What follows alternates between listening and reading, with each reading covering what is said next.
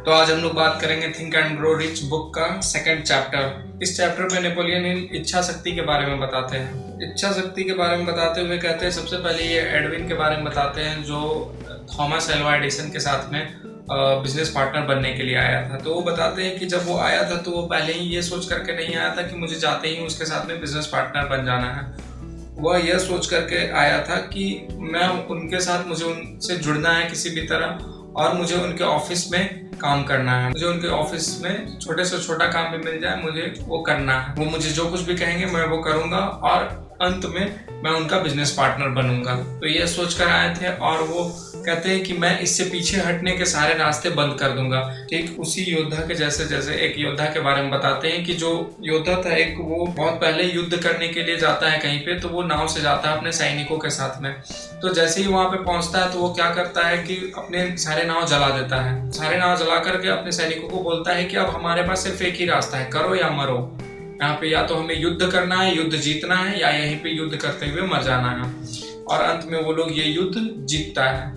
तो इसी प्रकार वो भी अपने पीछे लौटने के सारे रास्ते बंद कर देते हैं। वो कहते हैं कि मुझे यही काम करना है और मुझे अंत में इनका बिजनेस पार्टनर बनना है, और वो भी अंत में उनके बिजनेस पार्टनर बन जाते हैं। फिर आगे एक और घटना के बारे में यहाँ पे बताया गया है कि शिकागो में एक मार्केट में आग लग जाती है, और जब वहाँ पे आग लगती है तो जितने भी व्यापारी थे वो क्या कहते हैं कि यहाँ पे सब मीटिंग करते हैं आपस में और कहते हैं कि अब हमें किसी और शहर में कहीं और दूर जा करके अपना दुकान खोलना है और वहाँ पे अपना मार्केट बनाना है और वहीं पे हम लोग रहेंगे।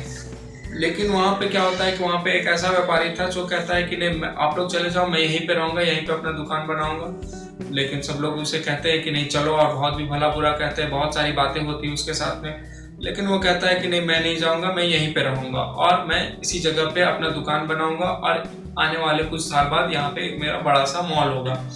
तो ये बातें सुनकर काफ़ी लोग हंसते भी हैं और उसे कुछ कहते भी है, बट वो नहीं सुनता है किसी की बात, और वो सब लोग चले जाते हैं और वो उसी जगह पर रह जाता है। और जब वो उसी जगह पर रह जाता है तो बताते हैं लेखक कि आज 50 साल होने जा रहा है व्यापारी को उस जगह पे दुकान करते हुए। आज उसका वहाँ पे बड़ा सा मॉल है। तो इस तरह वो अपने विजन पर, अपने इच्छा शक्ति पर काम किया और उसके द्वारा दुकान के साथ एक मॉल बनाया और आगे बढ़ा। तो ये बताते हैं कि हमारे अंदर इच्छा शक्ति होनी चाहिए, अपने विजन पर टिका रहना चाहिए। ये आगे फिर कहते हैं कि हम अपने इच्छा के अनुसार जितना भी पैसा कमाना चाहते हैं उसके 6 नियमों के बारे में इन्होंने बताया है।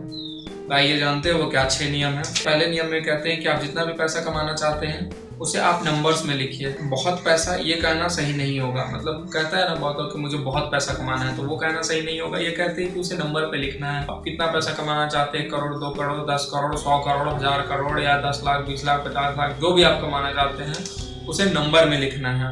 फिर दूसरे नियम में कहते हैं कि यह पैसा कमाने के लिए आप अपने जीवन के कौन सी चीज को दांव पर लगा सकते हैं, उसे लिखना है कि इस पैसे को कमाने के लिए मैं क्या क्या कर सकता हूँ और किस चीज को दांव पर भी लगा सकता हूँ, उस चीज को लिखना है। तीसरे नियम पे कहते हैं कि एक डेट, एक तारीख लिखनी है कि इस तारीख तक मुझे 2 साल, 3 साल, 4 साल, 5 साल बाद इतने तारीख तक मुझे इतना पैसा मेरे बैंक अकाउंट में होगा। ये डेट के साथ लिखना है, वो पैसा का नंबर और डेट दोनों लिखना है। ठीक है। फिर आगे चौथे नियम में कहते हैं कि किस रास्ते पर चल करके मुझे ये पैसा कमाना है, उस रास्ते को लिखना है। उस रास्ते पर कैसे चलना है उसका योजना बनाना है, और उसी दिन, जिस दिन आपने योजना बनाया उसी दिन एक कदम आगे बढ़ा देना है। 5वां नियम में कहते हैं कि इन सभी चीजों को अच्छे से लिखना है। इन सभी चीजों को अच्छे से लिखना है। ऐसा नहीं कि हम लोग मन में, दिमाग में हर कुछ सोच लिए, वैसा नहीं। हर चीज को, एक एक चीज को पॉइंट टू पॉइंट अच्छे से लिखना है। लिख लिए। फिर 6ठे पॉइंट में कहते हैं इन सभी चीजों को जो भी हम लिखें उसे दिन में 2 बार पढ़ना है। एक सुबह उठने के बाद जैसे ही हम उठे तो वो चीज हमें पढ़ना है, और एक सोने से पहले हम लोगों को ये सारी चीजें पढ़नी है। और अपने दिमाग में ये सोचना है कि ये सारा पैसा हमारे बैंक अकाउंट में आ चुका है। तो फिर कहते हैं कि ये 6ठा नियम जो लोग सुनेंगे कि जैसे पहले ही हम कैसे मान लें कि हमारे बैंक अकाउंट में पैसा आ चुका है, तो ये कहते हैं कि इसके पीछे एक साइकोलॉजी है। साइकोलॉजी यह है कि हमारे मन में, हमारे दिमाग में जिस विजन को हम लोग देख सकते हैं उसे हम लोग पा भी सकते हैं। जैसे हम लोग कहीं जाने के लिए निकलते हैं तो होता है ना कि पहले हम लोग के दिमाग में वो सारा फिगर दिख जाता है, सब कुछ हमारे विजन में दिख जाता है कि मुझे वहाँ पे जाना है तो कैसे जाना है, गाड़ी से जाना है, बस, ट्रेन, प्लेन, जिस भी चीज़ से जाना है वो सारी चीज़ें हमारे दिमाग में पहले से दिखती है। फिर हम लोग उस रास्ते पर चलना शुरू करते हैं और वहाँ अपने मंजिल तक पहुँचते हैं। तो उसी प्रकार हमें भी ये सोचना है कि वो पैसा हमारे बैंक अकाउंट में आ चुका है और हमें हर दिन वो पैसा अपने दिमाग से दिखना चाहिए कि ये पैसा मेरे बैंक अकाउंट में आ गया है। तो क्या होगा कि हम लोग फिर उस डायरेक्शन में भागना शुरू करेंगे और उस पर काम करना शुरू करेंगे जब तक वो पैसा हमारे बैंक अकाउंट में नहीं आ जाता है। और कहते हैं कि जो अपने दिमाग में पैसा नहीं देख सकते हैं वो उनके बैंक अकाउंट में वो पैसा कभी नहीं आएगा। ये लेखक कहते हैं कि उनके बैंक अकाउंट में वो पैसा कभी नहीं आएगा। फिर आगे कहते हैं, सफलता को किसी अफसोस की आवश्यकता नहीं, असफलता अन्यत्र उपस्थिति की अनुमति नहीं देती है। यदि आप किसी चीज को करना चाहते हैं और आप उस पर विश्वास करते हैं कि आपका जो सपना है वो सपना आप कुछ देखें कि मुझे अपने जीवन में ये करना है और उस पर आप विश्वास करते हैं कि नहीं मुझे ये करना है, मेरे लिए सही है या दुनिया के लिए भी सही है, हर किसी के लिए इससे किसी का नुकसान नहीं है, मैं उससे कुछ बन सकता हूँ, कुछ कर सकता हूँ, ऐसा कुछ लगता है आपको तो उस चीज को कर देना चाहिए। उसे करने से घबराना नहीं चाहिए और उसको करने के लिए कहते हैं कि जान लगा देनी चाहिए, अपने पूरे दिल से, अपने पूरे जान से, अपने पूरे जुनून से उस काम को करना चाहिए। तब जाकर के हम लोग सक्सेस को अचीव कर सकते हैं। लेकिन ये कहते हैं कि अगर हम अपने पूरे जान लगा कर भी उस काम को करते हैं, कुछ दिन किए पूरे जुनून के साथ उस काम को किए, फिर भी अगर हमें असफलता मिलती है, उस काम में फेल हो जाते हैं अपने जीवन में, तो हमें घबराना नहीं है। कहते हैं कि हमें घबराना नहीं है क्योंकि हर असफलता अपने पीछे एक सफलता का बीज लेकर के चलती है। मतलब हर फेल्योर अपने पीछे एक सक्सेस का बीज लेकर के चलता है कि अगर जैसे हम लोग कोई काम को पूरे दिल से किए, उस काम में हम लोग फेल हो गए तो ऐसा नहीं कि हम लोग जीवन में फेल हो गए हैं, उसके पीछे एक ऐसा काम भी हमारे साथ दिमाग में आ जाएगा कि वो सक्सेस हमें सक्सेसफुल बना सकता है। तो इसलिए घबराना नहीं। फिर आगे कुछ ऐसे लोगों के बारे में बताते हैं जिन्होंने कुछ ऐसा सपना देखा था जो दुनिया में वो चीज़ मौजूद ही नहीं थी, फिर भी उन्होंने उस चीज़ का सपना देखा और उसे बनाया और उसे पूरा किया।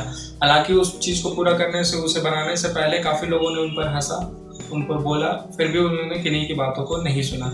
ये हेनरी फोर्ड का उदाहरण देते हैं। हेनरी फोर्ड वो व्यक्ति थे, जैसे हेनरी फोर्ड थे जो जिन्होंने सपना देखा था बिना घोड़े का गाड़ी का। घोड़ा गाड़ी होता था, घोड़े से गाड़ी चलाया जाता था, लेकिन इन्होंने सपना देखा बिना घोड़े के गाड़ी का कि बिना घोड़े का गाड़ी होना चाहिए। वो क्या किए कि उस पर अपने सपने जो भी वो देखे, अपना विजन देखे कि बिना घोड़े का गाड़ी मुझे बनाना है, तो वो बनाना शुरू कर दिए।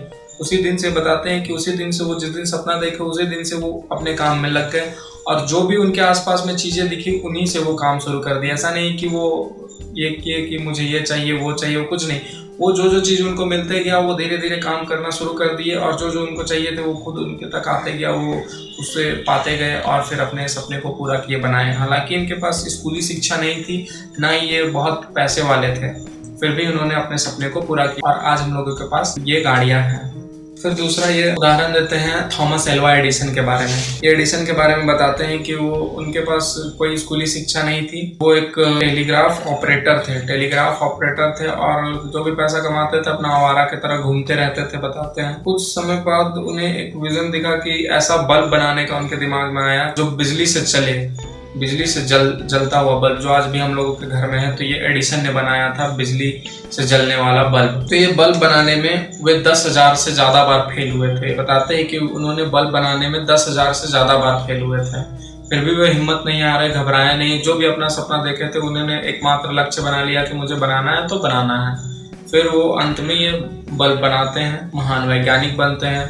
ये भले ही आवारा की तरह घूमते थे लेकिन उन्होंने अपने दिमाग को ऐसा बना लिया कि आविष्कारक बन गए। और उदाहरण देते हैं मिल्टन के बारे में। मिल्टन का बॉटल आज भी हम लोग यूज करते हैं, मिल्टन कंपनी का बहुत सारे चीज़ हम लोग यूज करते हैं। तो ये बताते हैं कि जो मिल्टन थे वो अंधे थे, फिर भी उन्होंने सपना देखा और एक प्रोडक्ट ऐसा बनाया जिसका यूज अभी हम लोग कर रहे हैं और कहते हैं कि जब तक दुनिया रहेगी तब तक उनका नाम रहेगा। और वो प्रोडक्ट, इसमें कहते हैं कि इच्छा शक्ति से कैसे हम लोग अपनी जिंदगी को बदल सकते हैं, अपने दिमाग को बदल सकते हैं। फिर आगे बताते हैं कि इच्छा शक्ति से हम लोग प्रकृति को भी चुनौती दे सकते हैं। कैसे दे सकते हैं?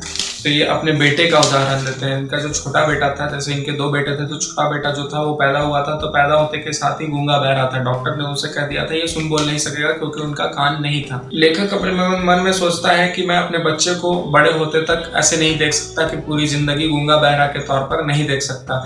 इसलिए वो अपने बच्चे को एक नॉर्मल बच्चे की तरह पालता पोसता है और उसे बड़ा करता है और नॉर्मल स्कूल में डालता है। जैसे अंधे गूंगे बहरे का स्कूल होता है वहाँ पे नहीं डाल करके नॉर्मल स्कूल में, नॉर्मल कॉलेज में पढ़ाता है, नॉर्मल बच्चों की तरह ट्रीट करता है। तो जैसे जैसे वो बड़ा होता है तो धीरे धीरे वो उसके अंदर ये एक इच्छा डाल दिया जाता है कि नहीं तुम सुन बोल सकते हो, जबकि वो नहीं सकता था, फिर भी उसके अंदर ये मन में इच्छा डाल दिया जाता है कि नहीं तुम सुन बोल सकते हो। फिर धीरे धीरे बड़ा होते गया तो वो सुनने बोलने लगता है। तो डॉक्टर लोग भी जो थे वो लोग देखे इसे तो हैरान हो गए कि जब इसका कान ही नहीं था, उसका वो छेद ही नहीं था जिससे आवाज जाती है, कैसे सुन पा रहा है। तो वो सिर्फ हुई थी इच्छा शक्ति के द्वारा। फिर उसे बड़ा होने के बाद फिर काफी बच्चों को, जो इस तरह के बच्चे थे, उन लोगों के स्कूल में से उन्हें बुलाया गया और उन्हें प्रेरित करने को कहा गया और अपनी कहानी उन्होंने बताई और सब कुछ वहाँ पे उन बच्चों को प्रेरित किया। और अंत में इन्होंने एक ऐसा मशीन भी बनाते हैं गूंगे बहरे बच्चों की मदद करे सुनने बोलने में। तो इस तरह से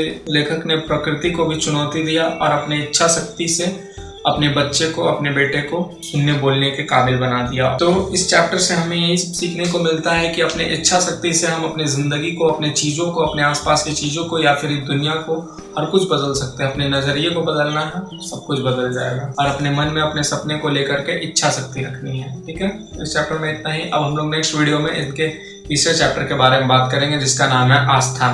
तब तक के लिए धन्यवाद।